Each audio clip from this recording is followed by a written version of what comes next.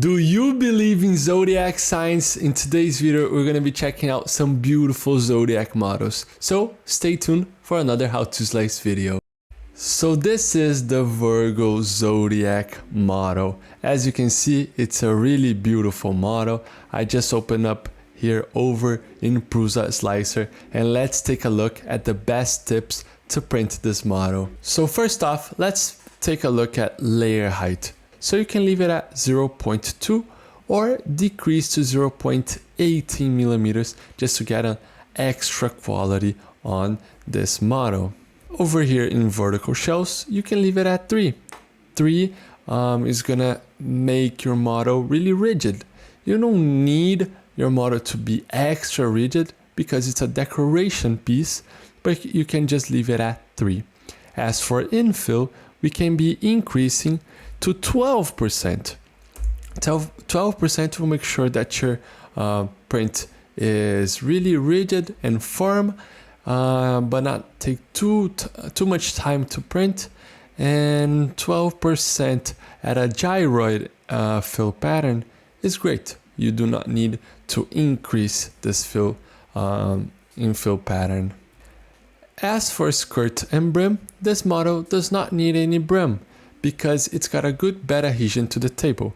As you can see in the model, let's go under here. It's got a really wide area of surface contact to the build plate, so you can leave without any brim. This is enough to hold the model to the bed plate. As for support material, as we can see, this model is optimized for printing. Everything can be printed without any support. Let's just see. A good way to determine if you need any support is to slice without any support. You're gonna be able to see the overhangs and see really clearly where there are parts that are gonna be printing at mid-air. And as you know, your printer cannot print mid-air. That's why we have supports. So let's slice and take a look. So as you can see, I just sliced the model, and the blue parts are where there are most critical overhangs. So as you can see for this part, there's just a tiny bit over here under the flower. At her dress right here doesn't have any. So taking a look at this model, it shows quite a lot that it does not need any support. There are some regions right here in the back that are tiny bits of blue, but as it's in the back and isn't that much blue, you're not gonna need support for this model right here. A good way is by going through the layers and see if nothing's printing on midair. So as you can see, let me just show you. I was, at first I thought we needed support in this region of her dress right here. But as I was taking a look, there's a good, this part right here joined together. So we do not need any support. Nothing is printing in midair. We're just gonna have to slow down a little bit of the speed just to make sure that the overhangs right here are fine. But other than that, this model does not need any support. So let's go back to the support material and disable generate support material because we do not need it. As for speed, if you're printing with bamboo printers, you do not need to change the standard print. We're gonna be fine with that.